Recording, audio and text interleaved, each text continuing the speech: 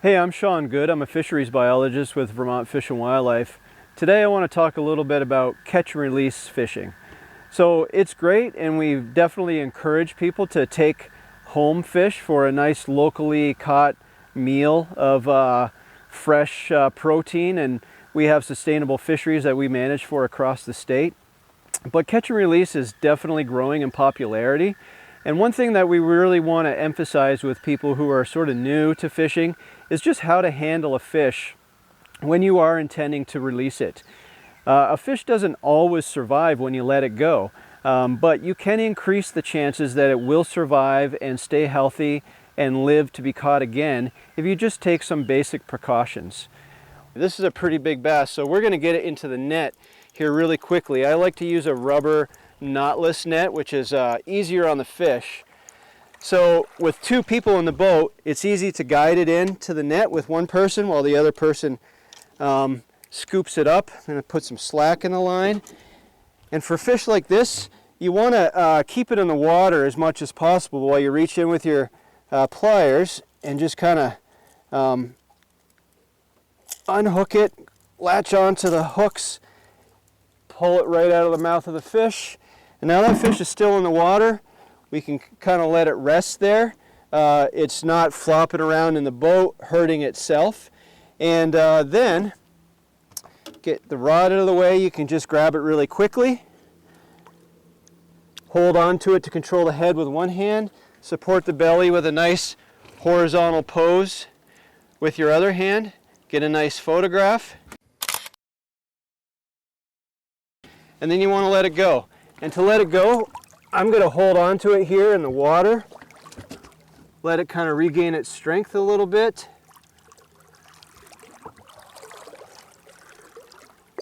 And then I'm just going to let it swim away when it's ready.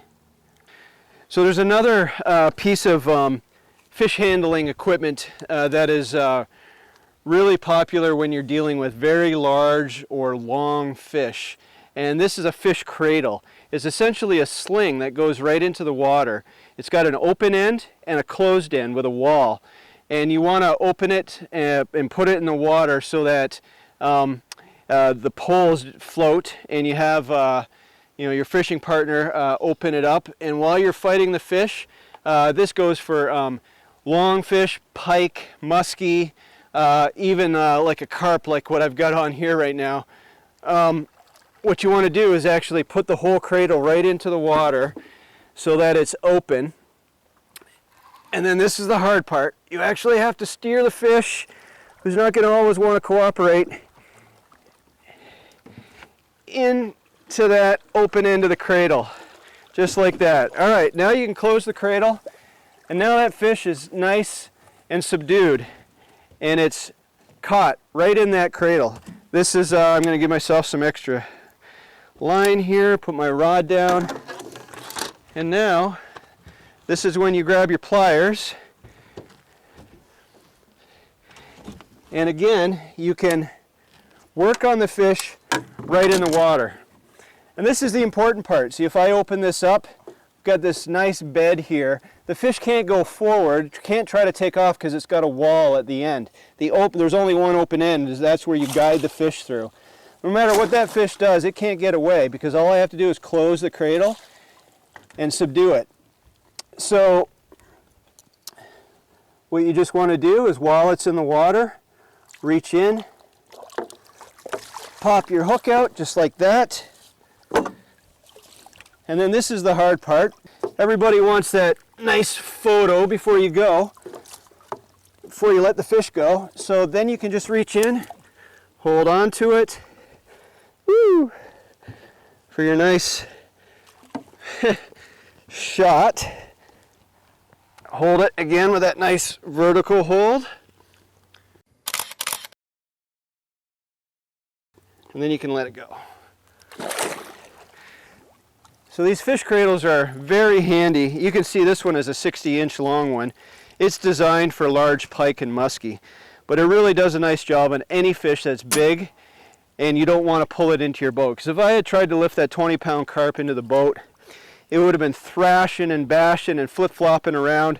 But while it's in the water in the cradle, it stays pretty calm, and it lets you, unhook it without much harm to the fish and then let it go.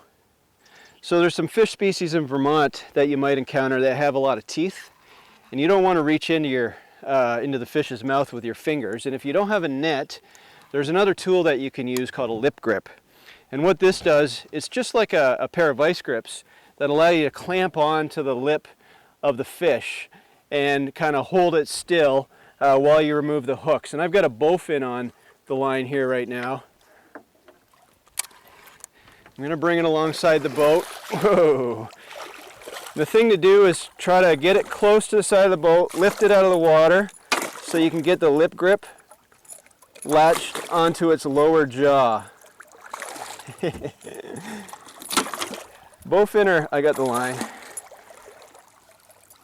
Bowfin are ornery fish. They don't play well with others. So see, once you got that fish really clamped on there, it kind of subdues them. So what we want to do is keep it in the water and use a nice pair of long-handled needle nose pliers. Reach in there, grab a hold of your lure, figure out which hook is stuck in the fish, grab a hold of that, and pop it out, just like that.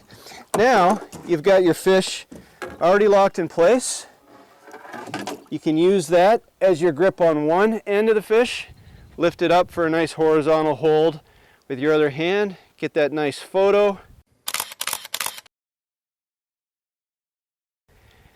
And then you're going to put it back in the water, just open up your pliers, and off she goes. Lip grips, these are pretty inexpensive, but a great tool for controlling toothy fish if you don't have a net. So if you're going to catch or release any kind of fish, whether it's a bass or any other species, you want to make sure that it's going to survive when you let it go. And so you want to make sure that you hold it and cradle it carefully and properly. So bass don't have any teeth, so you can put a finger or a thumb in its mouth and you won't hurt yourself.